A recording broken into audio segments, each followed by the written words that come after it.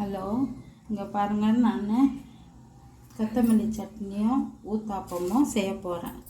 கொத்தமல்லி சட்னிக்கு ஃபஸ்ட்டு கொஞ்சம் ஆயில் விட்டுக்கலாம். கொஞ்சம் ஆயில் விட்டுக்கின்னு இங்கே பாருங்கள், ஒரு கப் உளுத்தம்பருப்பு, கொஞ்சம் தேங்காய், கொஞ்சம் இஞ்சி, கொஞ்சம் புளி, கொஞ்சம் பச்சை மிளகாய், ஒரு கப்பு கொத்தமல்லி. இப்போ உளுத்தம்பருப்பை வறுத்துக்கலாம். செவந்து வளர்க்கணுங்க. நல்லா வறுபட்டதும்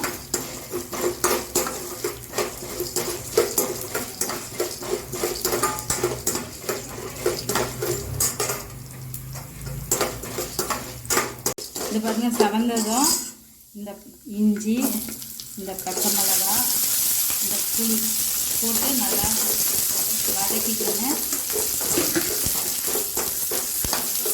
இந்த கொத்தமல்லியும் நல்லா கழுவி வச்சுருக்கேன், அதையும் போட்டு ரெண்டு திருப்பு, இப்படி 2 திருப்பு,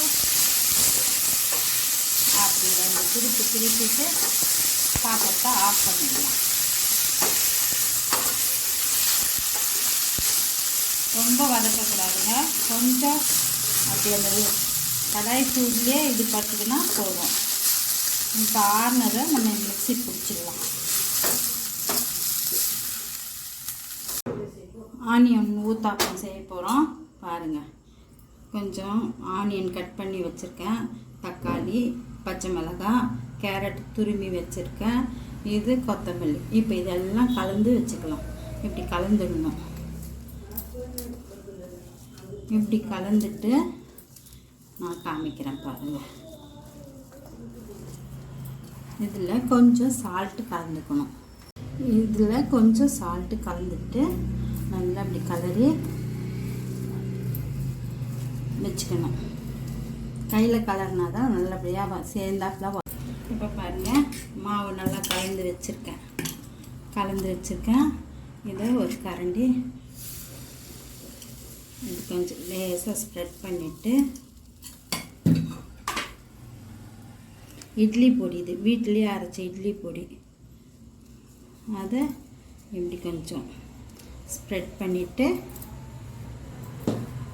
நம்ம கலந்து வச்சுருக்கோம் இல்லைங்களா, அதை இப்படி வச்சிடணும்.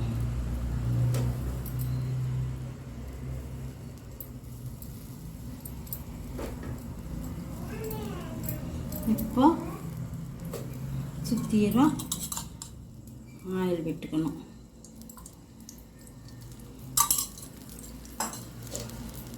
இப்படியே ஒரு மூடி போட்டு வைக்கலாம்.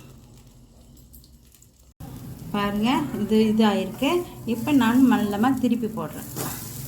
திருப்பி போட்டுட்டு கொஞ்சம் ஆயில் விடலாம்.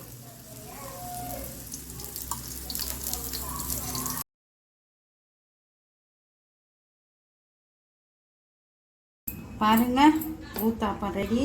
இப்போ நம்ம அரைச்ச கொத்தமல்லி சட்னி ரெடி. இங்கே பாருங்கள், அவ்வளோ டேஸ்ட்டாக இருக்கும். பாருங்கள், இதுதான் டின்னர்.